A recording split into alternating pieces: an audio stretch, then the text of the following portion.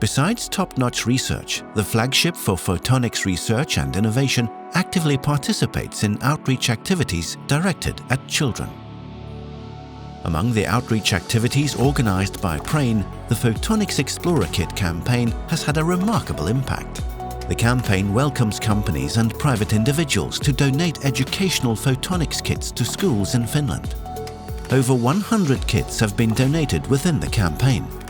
The Photonics Explorer Kit allows children to explore, test and learn. It includes more than 100 easy-to-use, high-quality components and demos. The feedback for the kit has been overwhelmingly positive. This kit is especially good because it includes all the necessary equipment. So using and experimenting with the double slit and diffraction grating, we found the wavelength of the laser we used in the experiment. We've also learned about wave interference and diffraction. Through the campaign, some kits even traveled to Africa with one of the doctoral students at the University of Eastern Finland.